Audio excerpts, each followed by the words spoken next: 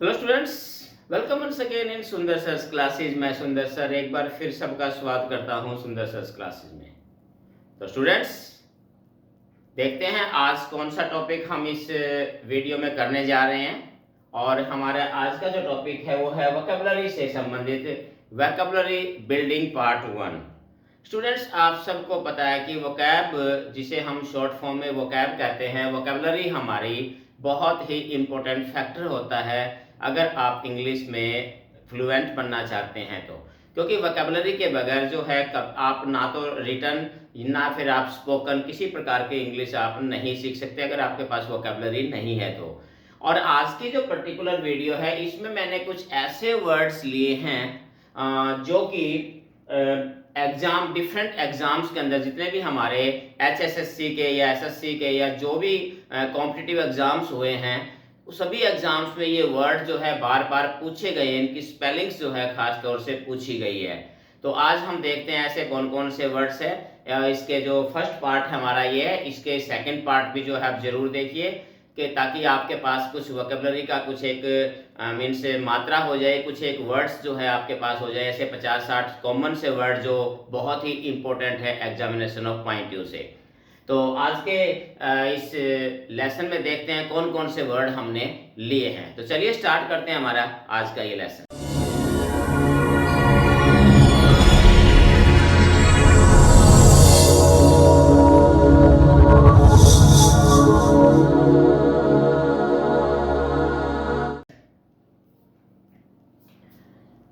Student, अगर बात करें सबसे पहले हम ये जो हमने जो वर्ड्स लिए हैं ये वर्ड्स वो वर्ड्स हैं जिनकी स्पेलिंग में अक्सर स्टूडेंट जो है वो धोखा खा जाते हैं, मिस्टेक हो जाते हैं, उनको हो जाती है या फिर वो कंफ्यूज हो जाते हैं क्योंकि इनकी जो स्पेलिंग होती है उसी से संबंधित क्वेश्चन जो है कॉम्पिटिटिव एग्जाम्स के अंदर पूछे भी जाते हैं। तो इनमें देखिए सबसे पहला अगर हम वर्ड लें, पहला हमारा वर्ड है एडिक्शन। वर्ड हमारा एडिक्शन। एडिक्शन का अगर हिंदी में अर्थ जाने तो इसका मीनिंग होता है किसी भी चीज की लत लगना। जैसे किसी चीज का एडिक्ट से बनता है एडिक्शन। एडिक्ट होता है आदी होना, किसी चीज का लत लगना वर्ब है और उसी से ये बन गई हमारी नाउन एडिक्शन जिसका अर्थ होता है लत। तो इसकी जो स्पेलिंग है वो आपने ध्यान से देख लेनी है क्योंकि अक्सर जो है एग्जाम्स के अंदर जो पूछे गए हैं वो स्पेलिंग से संबंधित क्वेश्चन ही इसमें पूछे गए हैं। तो आपने इनकी स्पेलिंग अच्छी तरीके से याद कर लेनी है। दूसरा वर्ड अगर हम लें कंटेम्परेरी। कंटेम्परेरी कंटेम्परेरी वर्ड जो होता है इसका हिंदी में मीनिंग होता है समकालीन, यानी किसी एक समय में दो घटनाएं अगर समानांतर चलती है तो उसको हम बोलते हैं कंटेम्परेरी, यानी कि समकालीन, उसी के साथ का या उसी के समय के दौरान।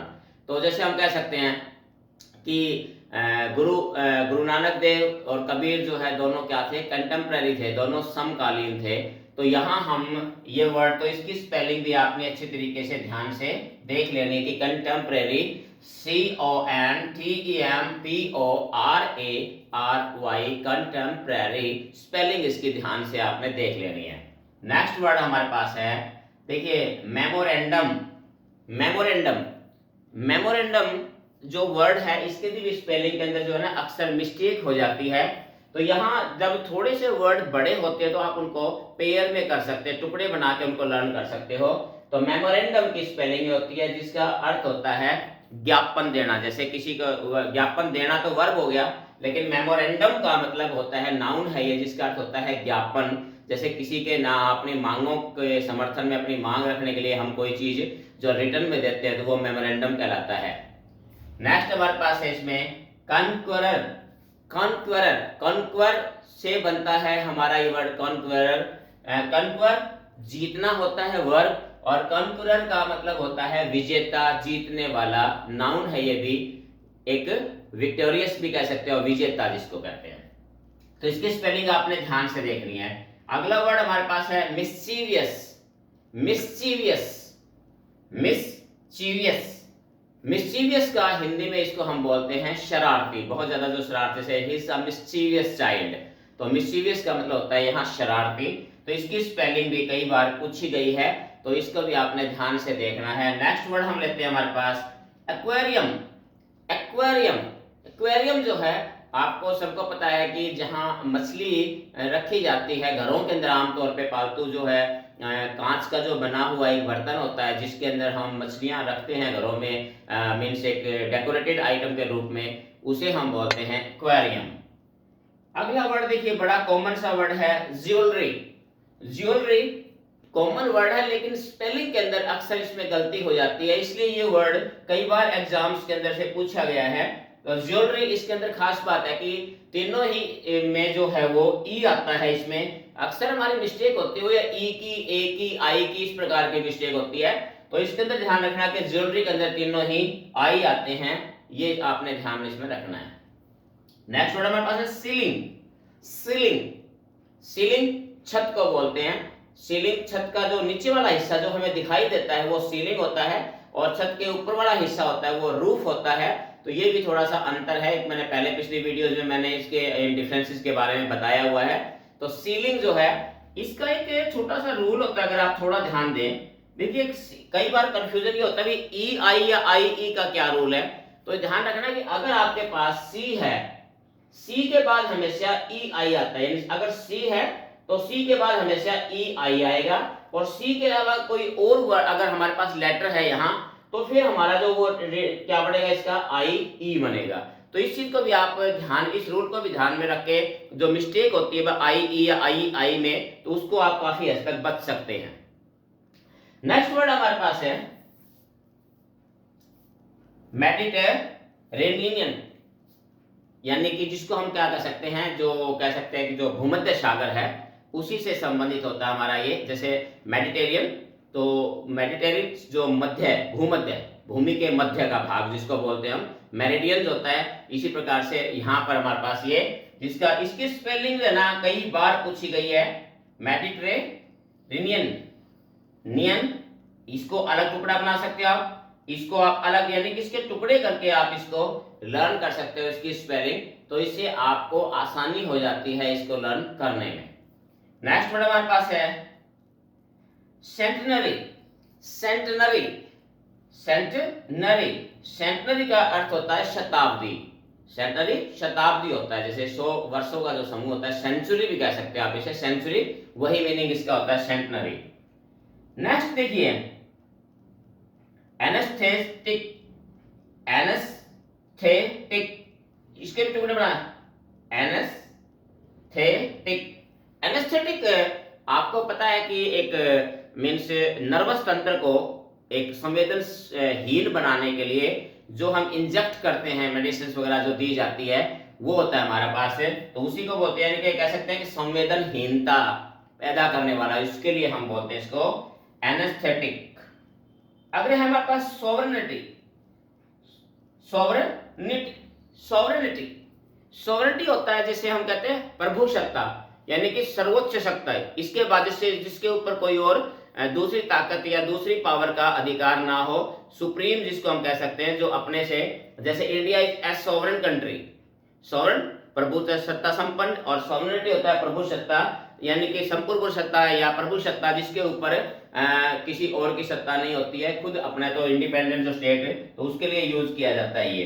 तो इसके भी स्पेलिंग में थोड़ा सा, और ये एनेस्थेटिक जो है इसकी स्पेलिंग के अंदर बहुत बार ये वर्ड पूछे गए, खास तौर से क्योंकि इसके अंदर कंफ्यूजन जो है यहाँ आके हो जाता है इसमें एनेस्थेटिक में, यहाँ तो ये ई ए ई का ये जो कंफ्यूजन है, इसको थोड़ा सा स्पेलिंग को अच्छी तरह से याद कर लेना आपने। अगर नेक्स्ट बात करें ह्यूमरस। ह्यूमरस, ह्यूमर वर्ड से बना है ह्यूमरस, ह्यूमर का होता है मजाक से, तो ह्यूमरस होता है एडजेक्टिव है ये। ह्यूमरस का मतलब होता है मजाकिया, रोमांचक, जिसको रोमांच से भरपूर या मजाक से भरपूर चीज होती है उसको बोलते हैं। जैसे this is a humorous story, humorous poem, humorous play, तो जो मजाकिया होता है उसके लिए वर्ड यूज किया जाता है ये। तो ये आगे देखिए एंसेस्ट्रल। एंसेस्ट्रल, एंसेस्ट्रल भी जो है हमारे पास, इसका हिंदी में मीनिंग होता है पूर्वज, पैतृक, बपौती, पैतृक, पूर्वजों से संपन्न जो होता है, तो उसको हम बोलते हैं हमारे पास एंसेस्ट्रल। जैसे हम कह सकते हैं he lives in his ancestral house, वो अपने पैतृक मकान में रहता है। पैतृक यानी जो दादा परदादा से जो चीज मिलती है हमें, वो होता है हमारा एंसेस्ट्रल। नेक्स्ट इसमें एग्रीगेट। एग्रीगेट, ये वर्ड भी बहुत बार पूछा है, एग्रीगेट। एग्रीगेट का मतलब आपको पता है, लगभग हम कह सकते हैं एवरेज, औसत या किसी चीज का माध्यक निकालते हैं तो उसके लिए प्रयोग किया जाता है। तो इसकी स्पेलिंग भी आपने थोड़ा ध्यान से देख लेनी है। आगे हमारे पास ये एक्सग्रेट। एक्सग्रेट, एक्सग्रेट मतलब इसका होता है किसी बात को बहुत अधिक बढ़ा चढ़ा के जो कहते हैं ना, जिसको हम कह सकते हैं अतिशयोक्ति। किसी चीज को बहुत ज्यादा मतलब एक बहुत ही ज्यादा एक्सेस मात्रा में उसकी प्रेज या उसकी बात को बढ़ा चढ़ा के ना, उसको हम बोलते हैं एक्सग्रेट, जिसको हम कह सकते हैं अतिशयोक्ति। नेक्स्ट होता है हमारे पास ये भाई एल्यूजन।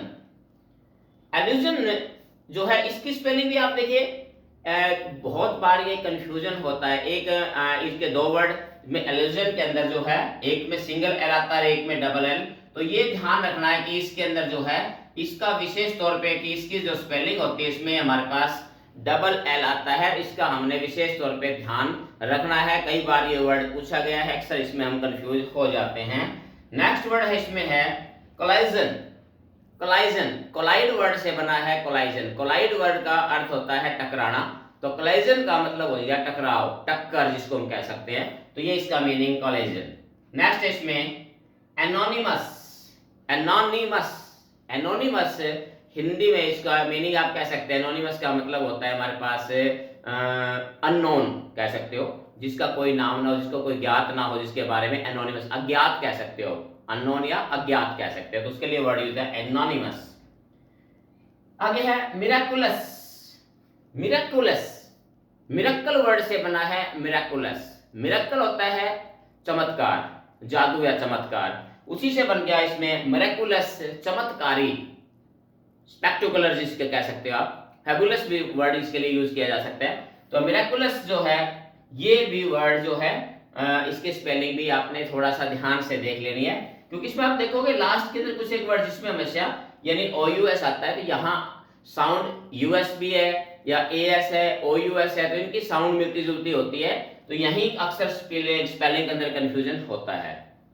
नेक्स्ट वर्ड हमारा साइनोनिम्स। साइनोनिम्स समानार्थक जिसको कहते हैं, एक अर्थ वाले, जैसे समान एक सेम अर्थ वाले जिसको होते हैं synonyms. SYNO, syno, NYMS, synonyms. इसी का एक दूसरा वर्ड होता है एंटोनिम्स, तो वो भी जो है मतलब सेम वर्ड जो है इनकी, तो इनकी स्पेलिंग जो है वो भी ध्यान से आपने कर लेना है।